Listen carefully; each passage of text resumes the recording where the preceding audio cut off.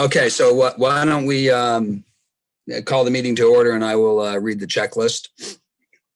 As chairman of the Sanborn Regional School Board's Finance Subcommittee, I find that due to the state of emergency declared by the governor as a result of the COVID-19 pandemic, and in accordance with the governor's emergency order number 12, pursuant to Executive Order 2020-04, public body is authorized to meet electronically.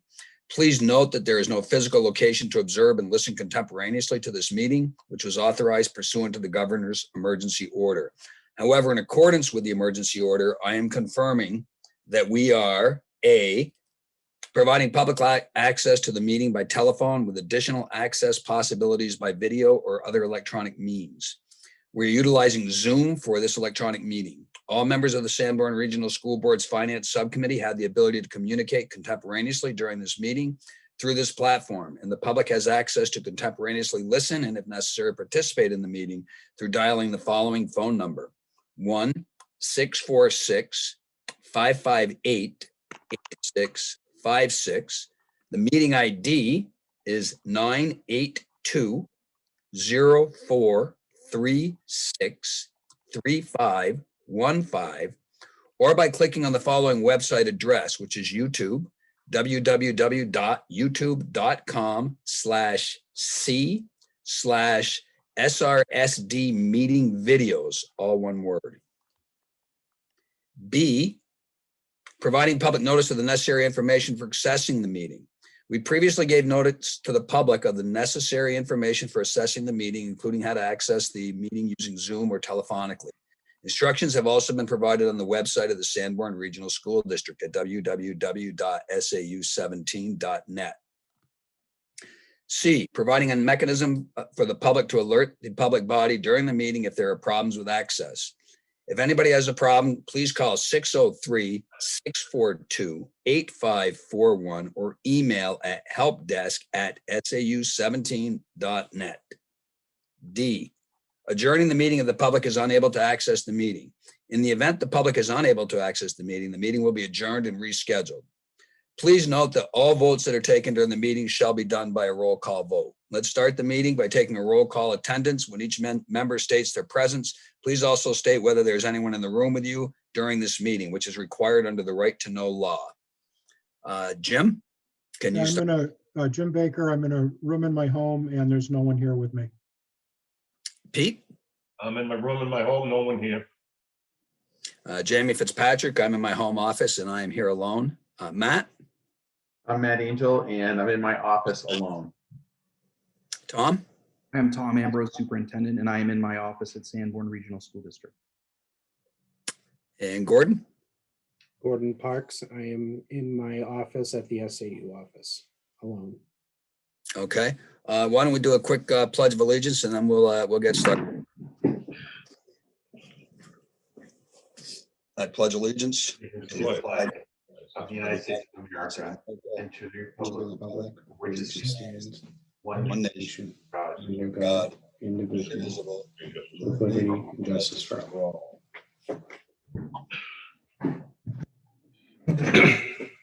Okay, I don't know if you guys got a chance to look at the meetings. If so, get a motion on that. I move to approve as written. Second. Okay, roll call vote or any discussion? No, roll call vote. Jim? Yes. Pete? Yes. And I for me, so that's unanimous. And then Matt, could you step us through the business administrator's comments? And if you could you put that up on the screen also so that people that are watching can see that? Can you see it? I can, yes. Okay, so I'm looking on a separate screen. So let's see. Generally, my outlook for the remainder of the year continues to be positive. I'm anticipating in-person learning throughout the remainder of the year. And because of being in-person learning, I'm also expecting normalization of purchasing and consumption habits through the end of the year. At the end of February, the district had $6,083,000 in cash balances for operations.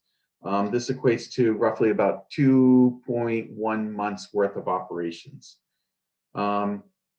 We've received revenue through the end of February of $31,816,604, which represents about 90% of our overall operating budget. Notable revenues would be the two tax payments. Now, this is going to be a repeat from last month as well. The property tax payments from Kingston and Newton, almost $15 million for Kingston and $11 million for Newton. Fremont School District tuition has been charged of just over $2 million. The next invoice that goes to Fremont is going to be April 1st. Also, we had a return of health insurance premium of $372,000 and school building aid of $256,000. We're going to be receiving the second payment of school building aid shortly. General fund expenditures through the end of February total $19,429,000. Encumbrances remaining is $12,949,000, and that $12,949,000 represents both encumbered payroll and encumbered for purchase services and supplies. Now, this represents 91.953% of the overall budget. Okay. Now the breakdown is, I see an error in there. There should be 7. Beatty Elementary School. Beatty Elementary School spent $7,085,000 in expenditures. $3,059,000 were reserved as encumbrances. It results in an 8.08% remaining of the budget. Memorial spent $5,017,000 in expenditures. They have $2,084,000 of encumbrances outstanding, and they have 11.06 remaining of their appropriations. The middle school spent $4.3 million. They have $1.7 million in encumbrances, and they have 12.06% of their budget remaining. The high school is the largest budget, and they've spent $13,233,000 in expenditures. They have $4.4 million, almost $4.5 million in encumbrance outstanding. They've got 8.64% remaining. The SAU has spent to date through the end of February $1,160,000, and we have encumbrances of $352,000, and that's resulted in over expenditure. I still need to do the budget transfers, and most of it is going to come before this committee for approval. Now the overage is due to custodial services and legal costs. District-wide expenditures, this is where we offer services to all the different schools. It's $4.4 million in expenditures. We have $1.2 million of encumbrances outstanding, and 4.54% of the appropriations are left. Notable expenditures are the bond and interest payments of $2.3 million that we've already paid. We have legal expenditures. We budgeted legal expenditures of $30,000, but we paid to date $66,253. I anticipate this to go higher. Okay, and that's related to special education.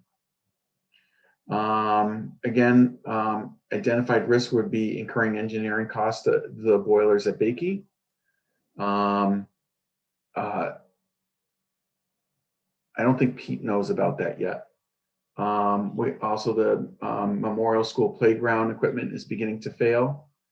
Our trucks are aging, and then also new this particular month, actually the last snowstorm, is we have 3 new roof leaks at Beatty Elementary School.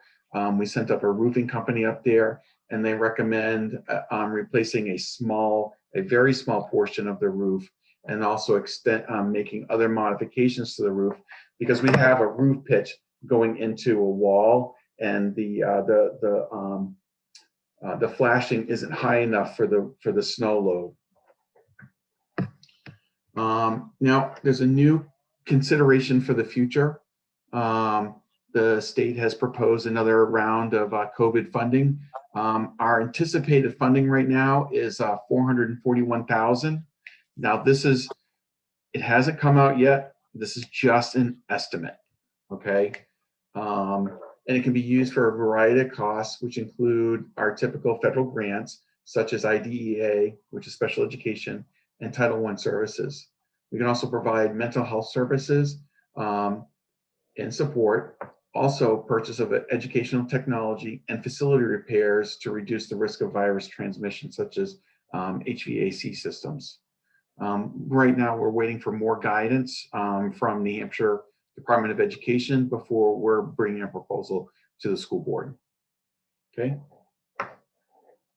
So a question, Matt, on the expenditures by school, did you happen to pull the student data? We had talked about that last time, so we could see what those expenditures are by student. I did not, but I can probably get it. I actually have that data somewhere else, and I can probably jam it out right now. I got a question, Jamie. Sure, go ahead, Jim. At the top of the narrative, Matt, you started off by saying that we had 2.5 months roughly of free cash. Can you just clarify that and explain that that doesn't mean we have 2.5 months left to run the school on because of the relationship between that and encumbrances? Yeah. All right. So what Jim is talking about, this is a cash balance. Now, because we're so close to Massachusetts, it's not the same as that term in Massachusetts called free cash. Okay. So what it is, it's just, if you were to look at the balance sheet of the school district, this is how much money, like if you were going to do a checkbook, this is the amount of money that's in our reconciled bank balance for the school district. Right now we have just over $6 million. So what goes in here is the assessments to the different towns, and then what comes out of here is payments for payroll and vendor costs. Okay, so really the idea of this particular section here is to show you the fiscal health of the district. And right now, if all of a sudden all the cash dries up, I have about 2.1 months worth of operations I could do without changing our operations. But also the encumbrances are monies there to pay expenses that are upcoming. Yeah, so we over the next spend, several months. yeah, we spend about $2.9 million a month. Okay, and so this $6 million is going to go towards operation, and I'm hoping by the end of June that's going to go down under $1 million. Thank you. Pete, any questions at your end? Nope, all set. All right, Matt, next item up is just some of the comparatives as to where we ended up with actual cost versus projected costs from some of our major projects, Memorial Roof, Entryway, paving. If you Yeah. start with those. Okay, do you want me to bring them up on the screen? Yeah, if you would, I think that helps people at home when they, Yeah. particularly when people go back and look at the videos and they can see it right there. Okay, let's see if I can flip between the different things. So this is the agenda for tonight, and the first one that you wanted information on was the memorial roof repair, and it was $54,000. And here's the invoice for repairing the memorial roof, $54,500. So there's right on the quote. Yep. Perfect. The paving, the next one is Memorial Entryway. I actually haven't pulled that out yet because I need to get someone to sit down with me. It's in multiple different areas. Okay. However, the changes to the high school to accommodate the middle school, this is for the paving. There are two invoices. The first one's for $38,693. The second one is for $26,586. The total spend is $65,279. And if you want to see the invoices, here's the one. That's fine. It's fine. Okay. Yeah. So then we're right dead nuts on that one too. Yes. And then the camera, I think we're actually going to be talking about that at the facilities meeting. Jim has a question. Oh, Jim, go ahead. Yeah, Matt, the memorial entryway, 60,000. I remember an earlier estimate that was 150,000, and then you guys worked to get that way down. that 60,000, is that about what it came in at, or is it something else? Do you know? It's gonna be super close to that, Okay. because we did all the work, again, in-house. Right, We had to hire a couple of contractors, one to cut a hole in concrete blocks. But for the most part, we did all the construction work in-house. right. Okay. Thank you. Now the other item that Jamie had mentioned in the past was the $100,000. I'm sorry, the $10,000 estimate of the Bakey cameras. And I have Gordon here in the meeting to help discuss where we are with the cameras, and well, first where the $10,000 estimate came from, and then where the last estimate I gave, I think the facilities committee was $38,000. And then Gordon has some ideas about how he can reduce costs for bringing in a camera system. Yep, so I wanted to start with answering your questions from that email, Jamie. Oh, okay. And then I think if we kind of look through the two different quotes and talk about it, going through some of the line items, I think it'll better understand the plan. So your first question was how many cameras and servers were part of the system prior to the recent failure.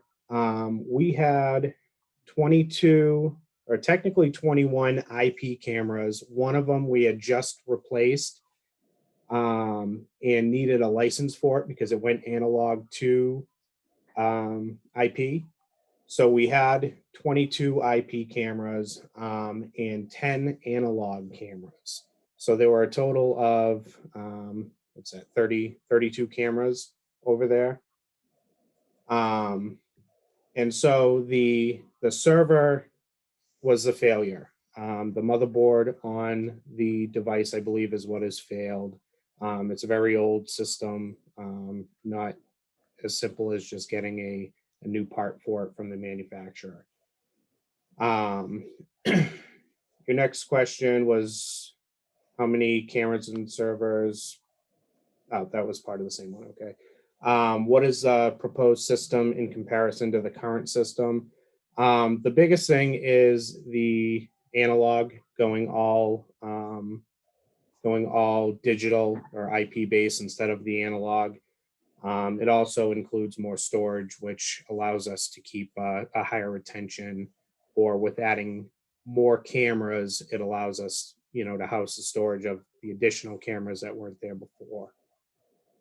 And then you had asked if more cameras than current or in different locations than current, why are we deciding that we need these cameras?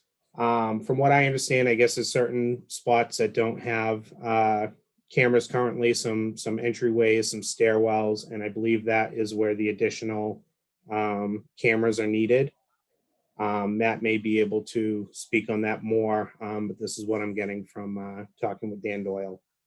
How many cameras total are there? I didn't get that. Right now, there's 32 cameras. There's 22 IP and 10 analog. And then if we go ahead and do what's being proposed, how many cameras is that? That would add, I believe they were looking for 24. They have 24 additional cameras, and 10 of those would replace the existing analog. So that would leave 14 brand new cameras in new locations.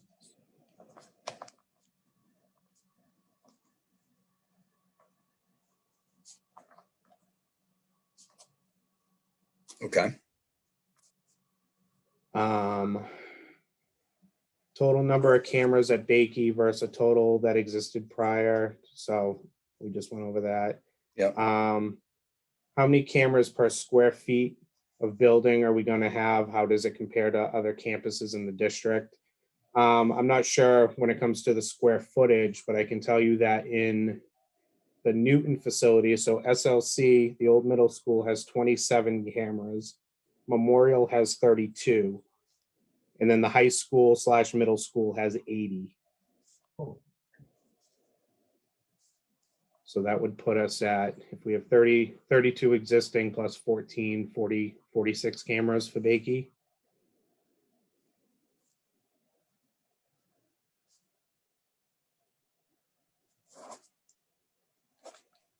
Okay. And then the last question, I'm not sure I can really answer well, but why do you need national security rated specs for our camera system? Why is commercial grade not sufficient? What grade of cameras do we have at our other campuses? These are commercial grade. I think from what I understand, they're just rated and spec'd as national security rated specs, but they are commercial grade cameras.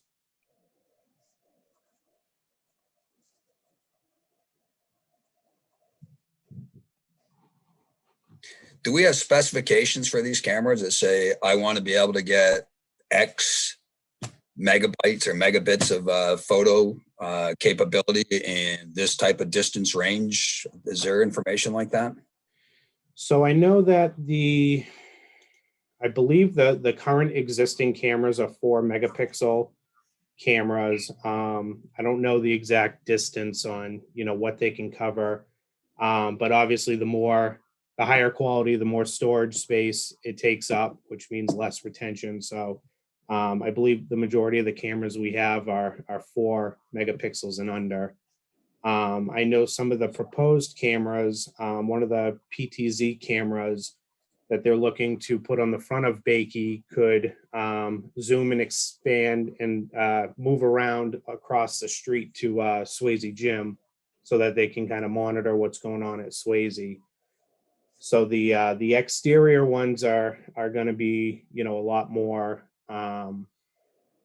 higher end to be able to cover more distance. Some of them have multiple cameras within the actual unit to cover certain viewing angles, and then some are PTZ where you can either schedule, every 5 seconds it shifts to another location, or you can manually adjust it and move where you want to see it. Okay, Jim's got a question.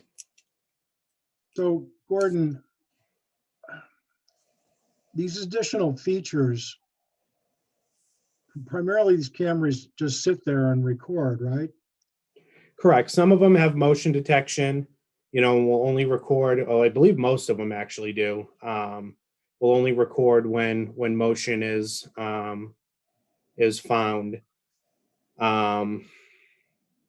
But for the most part, other than the roaming PTZ ones, they're just stationary cameras that point one direction. And, So if you've got that camera at Bakey that can record what's happening at the gym, is that going to record every car that goes by if it's motion activated? So typically what you can do when you set them up is it's a bunch of like checker boxes, and you can select where you want motion and where you don't.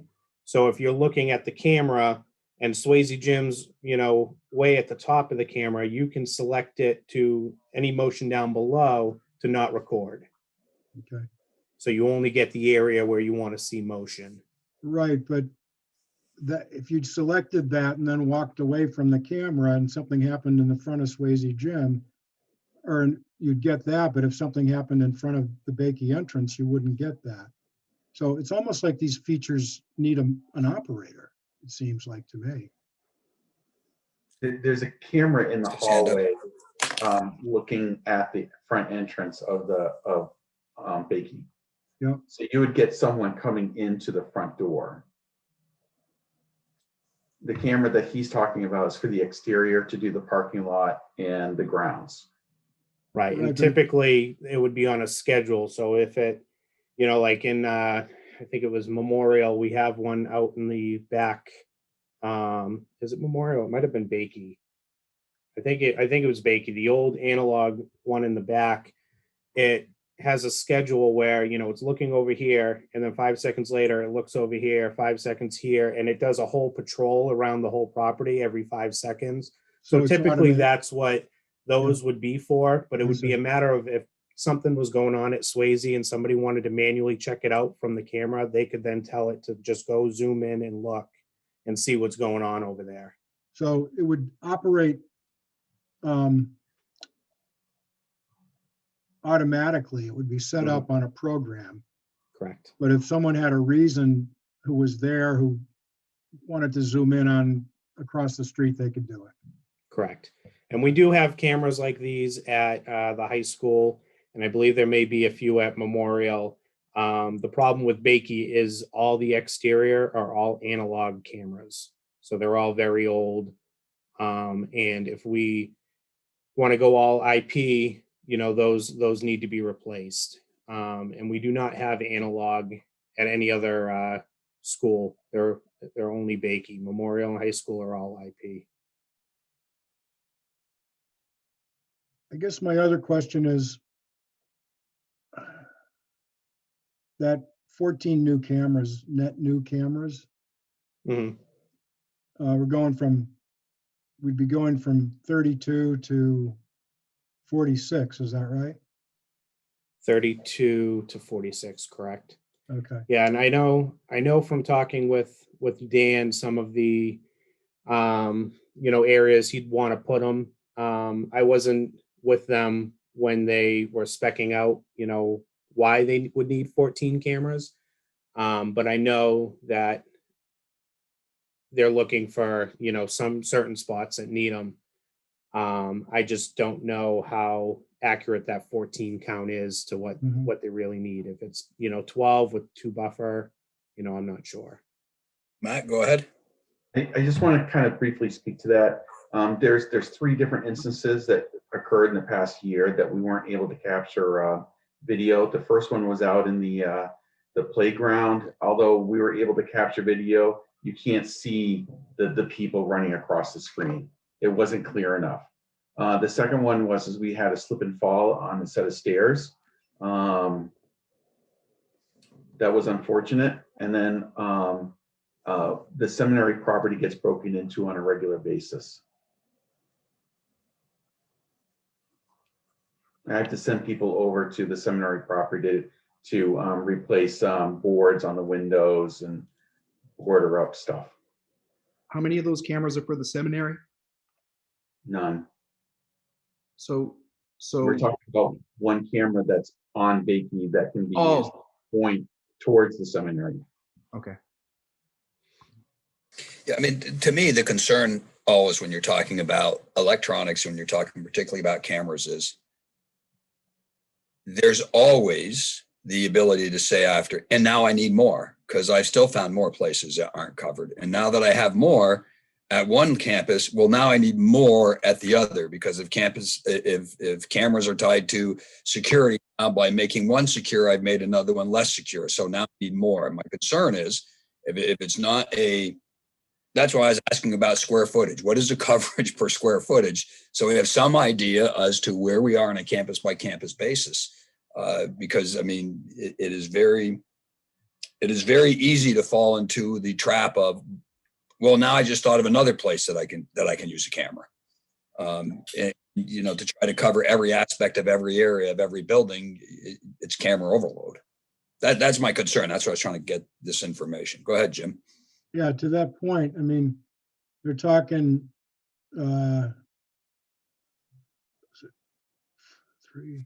46 cameras for Bakey, which is tiny compared to the high school, which has 80, right? Correct. So when it comes to, say the high school, the high school was done, real well. You can watch the live footage of all the cameras at the high school and pretty much follow someone all the way up to a classroom, or, going into the bathroom, or, auditorium, any place like that. It's pretty well covered. I really think there's only, like the auditorium doesn't have anything. And there might be like certain areas like the garage area or something might not have any. And I don't know if that's part of these 14, when it comes to Bakey, if there's, spots like that should be watched that aren't being watched.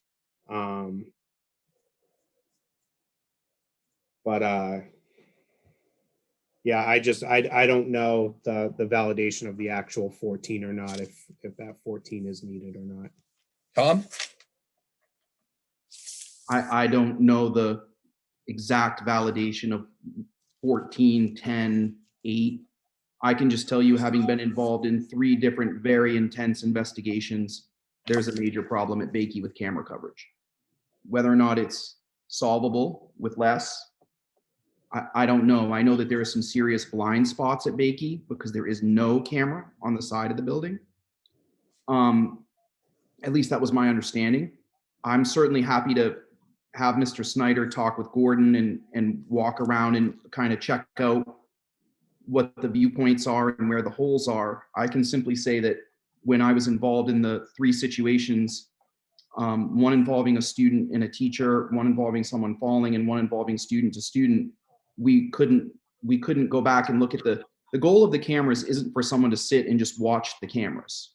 The goal of the camera is that when there's a problem, we can go back and look at it and see what happened. So I just want to be clear for the public that we're not going to hire someone to sit in a room and just watch cameras all day long.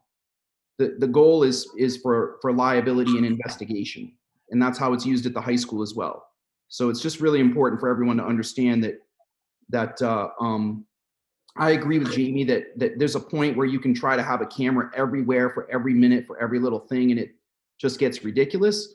I just think that it's really important to recognize that we do not, I know personally from viewing video myself, we don't have enough cameras on the Bakey playground. That's just, I'm speaking from my experience only.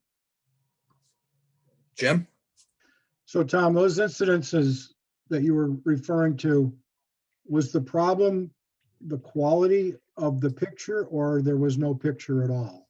Both. One was the quality, and so for example, Jim, one was from a camera that looks out over the back door of Bakey onto the playground. If there had been another camera further in the middle of the playground or another angle, that would have been really helpful, but the quality was abysmal. People looked like little black dots just moving around a white snowbank. You couldn't even identify or differentiate between a student and an adult. The other 2 instances, there was no camera in the area where this occurred. And some of those, you got to remember, Bakey's a very old building that's been built in 3 different sections, and it wasn't planned for the way it is. So there are a lot of stairwells and areas that really should have a camera in them that do not. So the stairwells, for one stairwell, you need 2 cameras. You need a down angle and an up angle. And I need to find out from Gordon and the folks that proposed this, which angles they are. Certainly Chris and Gordon can meet and talk about what the needs are, and then Gordon can report back out. I'm fine with that. I mean, it would be of interest to me to understand, we originally thumbnailed it at 10, and now we're almost 3.5, 4 times that number. So something transpired in our vision of what it was that was needed. So can I bring up the quotes and start talking about them? Sure. Let me see if I can figure out how to do this. Ready?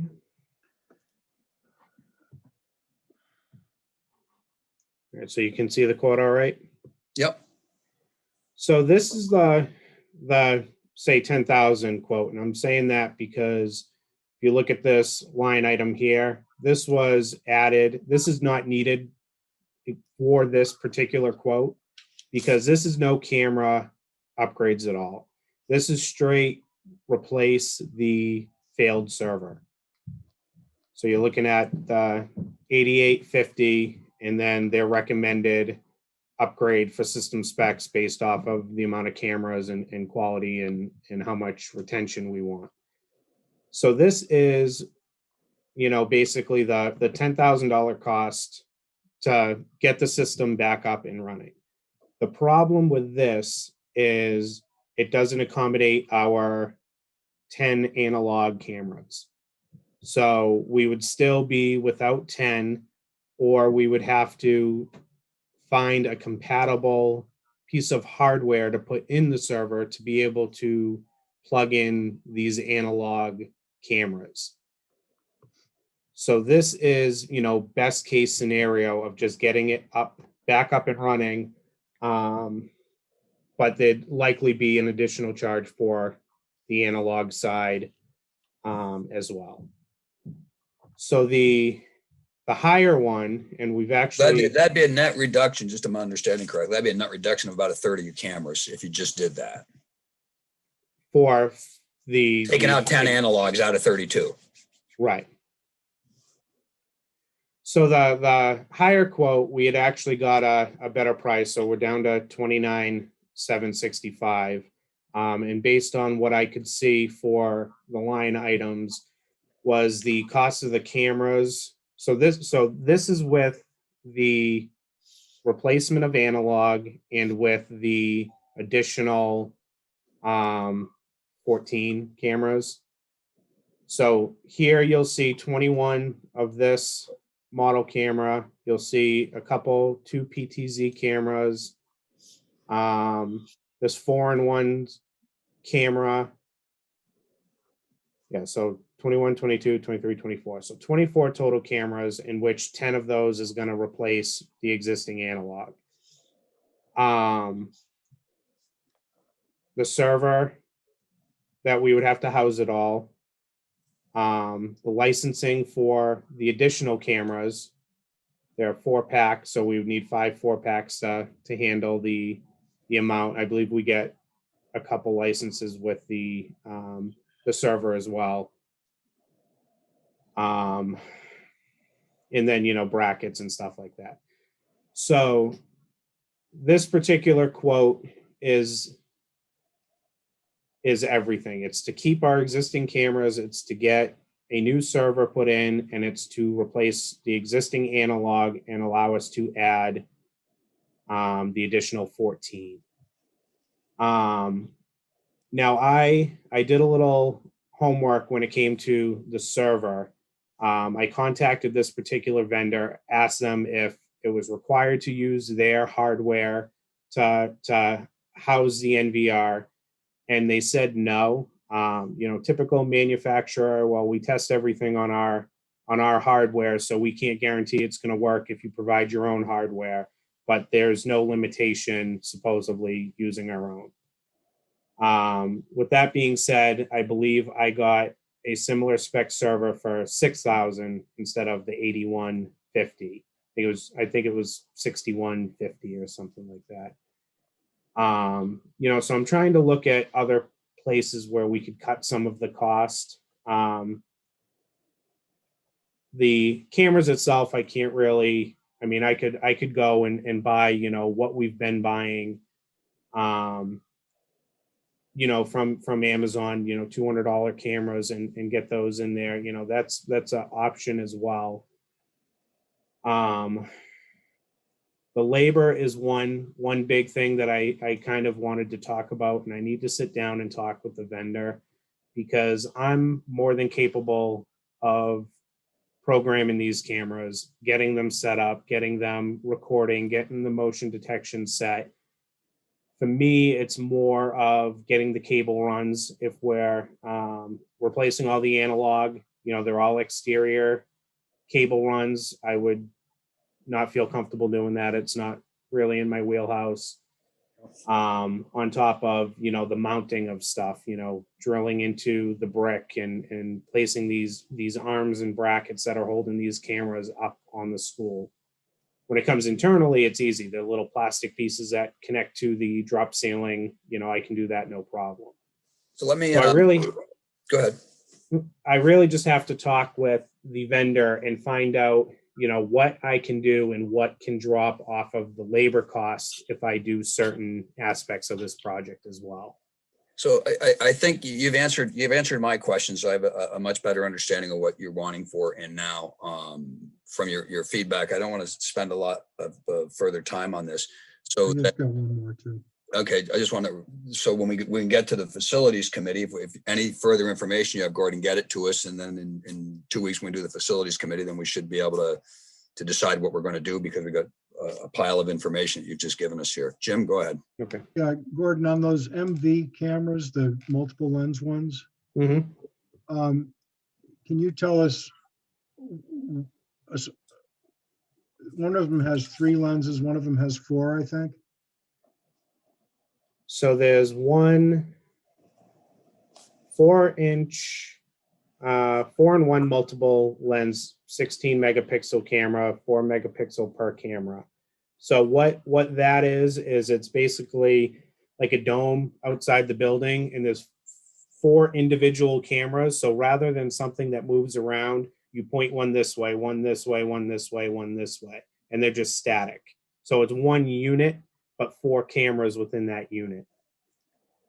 Okay. And then the other one was the PTZ cameras. There were 3 megapixel PTZ cameras. So there were 2 of those on the quote, and those are the ones that, you know, will move on schedule, or you can manually move them.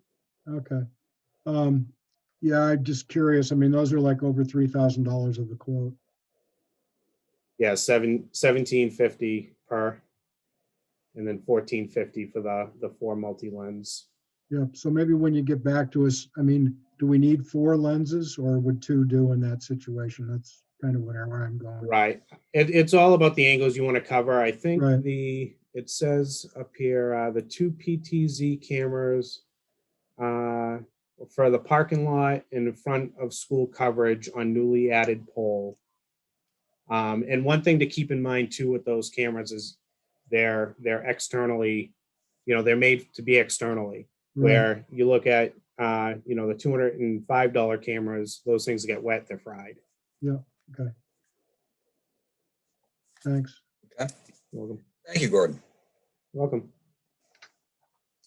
Matt, I think you got a budget request. Yeah, and actually, this is going to be, I'm going to try to get it up on the screen. Oh, I can't rotate it. Can I rotate it? I couldn't. Wait a minute, let me get it. Again. I'll get it up. Tom, you're on mute if you're trying to talk, Tom.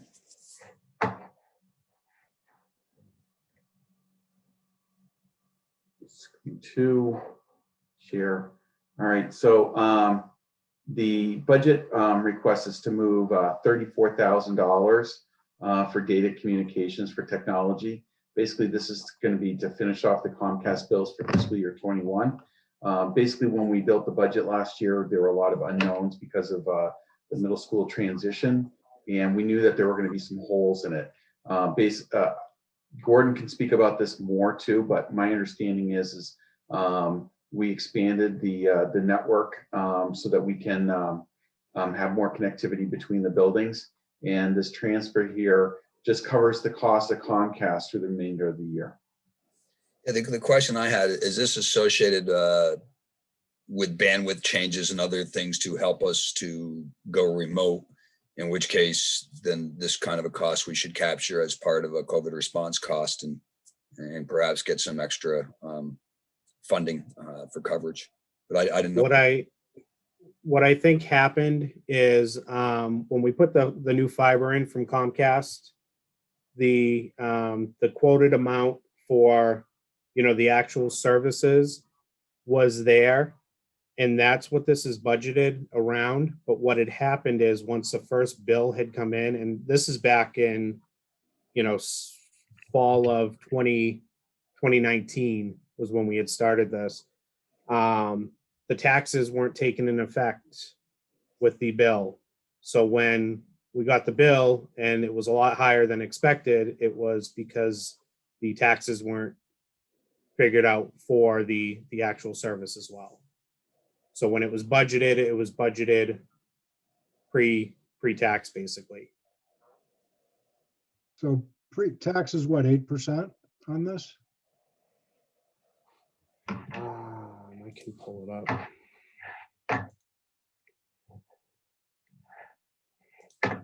I mean, that would be a $400,000 bill if this was tax.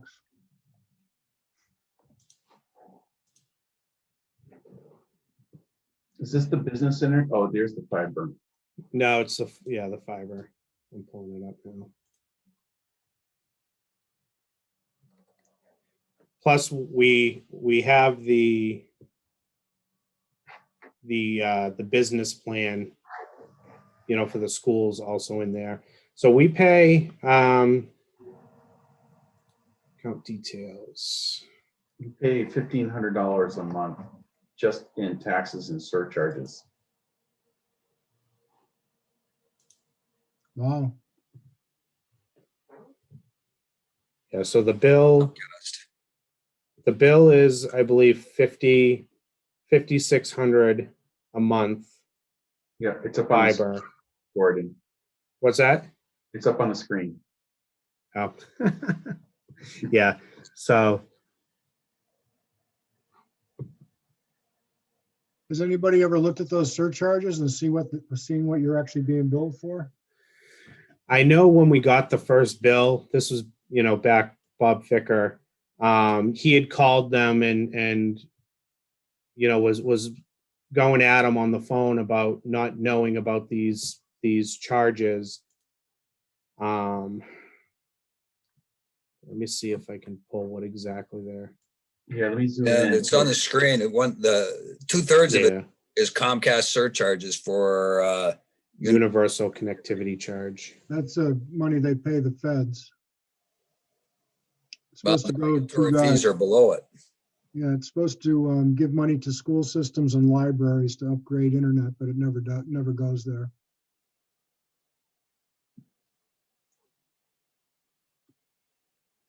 So I believe you need a motion on this, Matt, to make this move, right?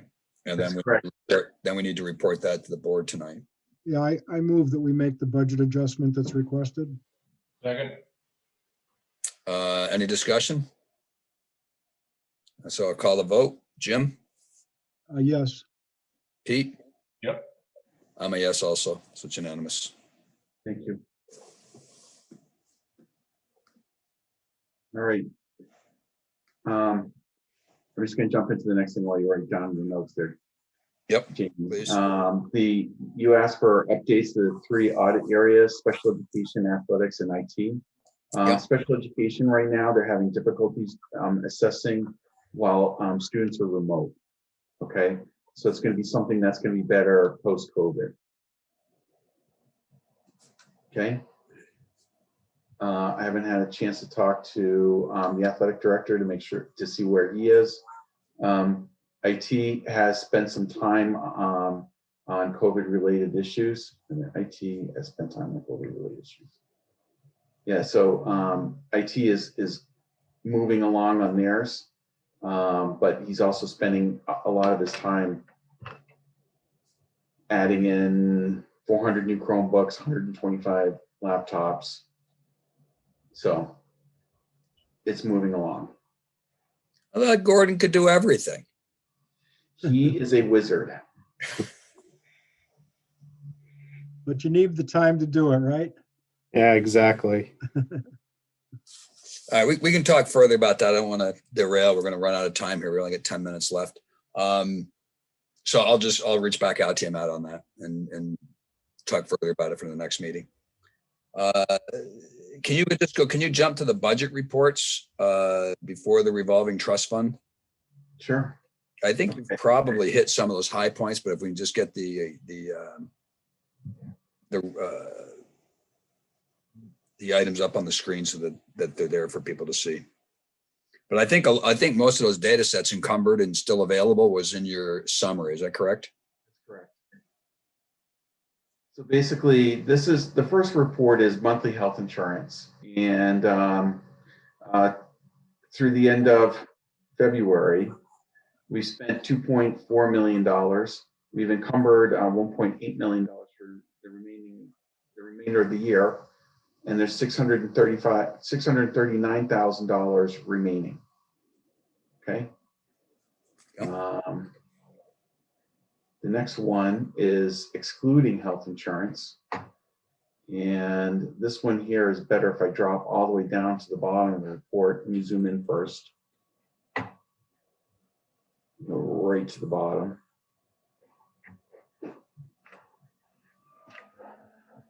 We've expended $16,962,000. We've encumbered $11,106,186. And what's amount remaining is $2,193,568.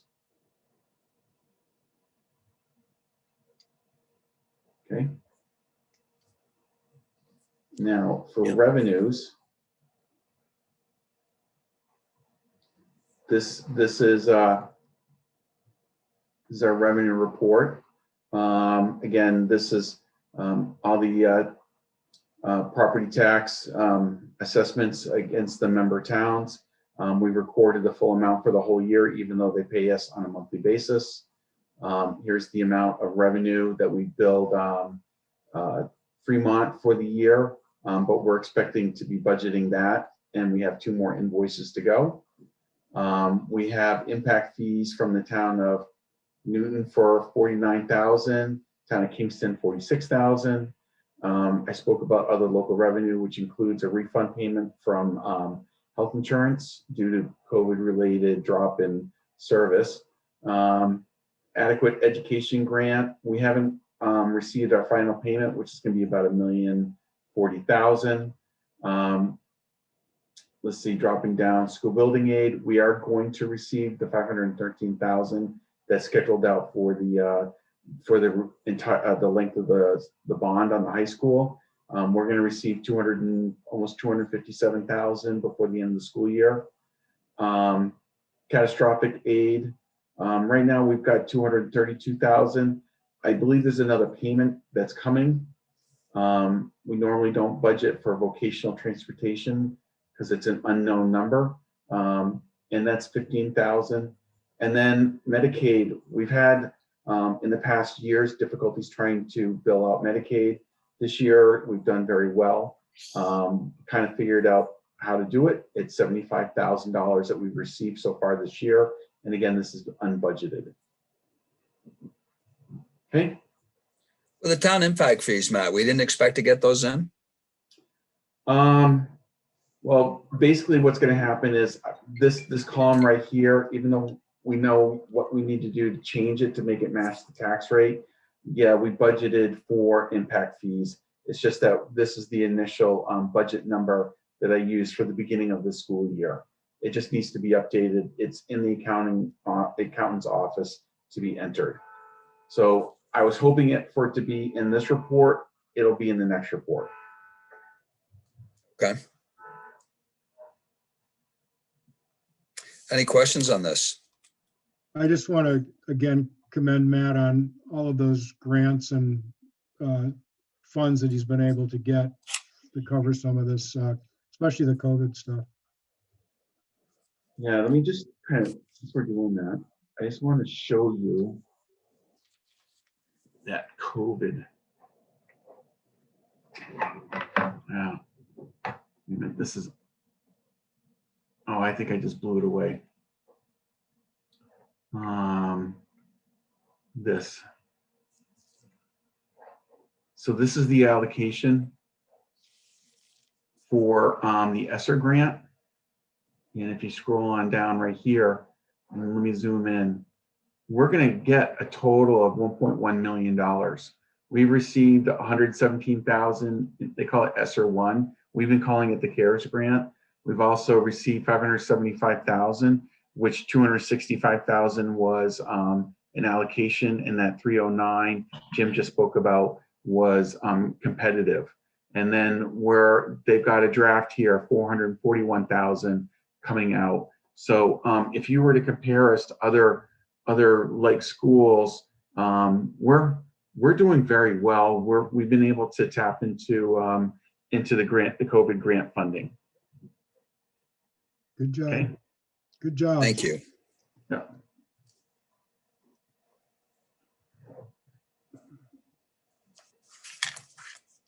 You want to do the trust funds? Yeah, if you could, please. Okay. Now these trust funds are going to be the same numbers as last month because I have not received, or the ones that was in the facilities meeting, because I haven't received the bank statements yet from the bank. Okay. So the first one here is Special Education Expendable Trust Fund. Year to date is $241,168. The next one is the Capital Improvement and Maintenance Capital Reserve Fund. The year to date amount is $223,031.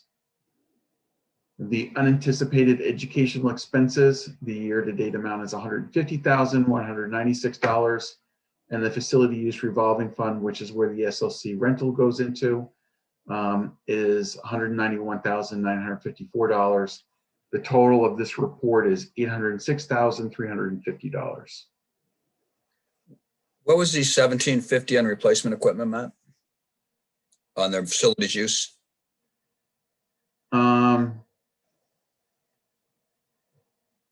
had that in my facilities report.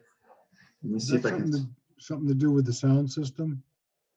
let me just switch to, Well, I was looking at that, Jim and Tom, we should give some consideration for the next board organization of maybe moving the finance subcommittee down a week to allow Matt to get current data on trust balances, because we're generally running about 2 months behind. So we look at December's and we see current in facilities, but we see past in finance. So it might make sense to flip those when we think about where we slot things next year. That's perfectly fine with me if it's okay with whoever the chair is. mm,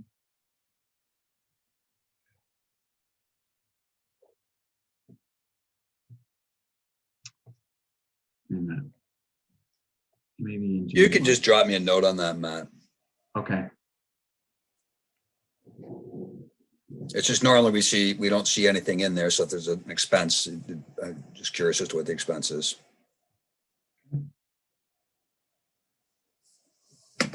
Now for old business, the auditors have agreed to change the engagement letter, but they haven't sent me a new one to include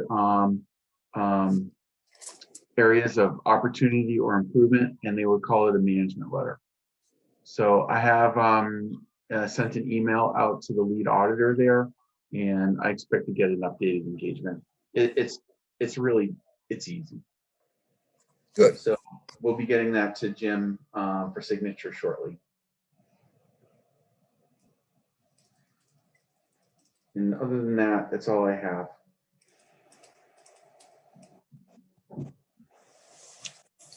Okay, then we'll pick back up on the others, carry those forward in the next meeting. Yep. Pete, any comments, questions before I wrap up? No, well done. Jim? All set. Thank you. All right, I guess we're all set. That's a wrap. I will adjourn the meeting and I will see you all shortly.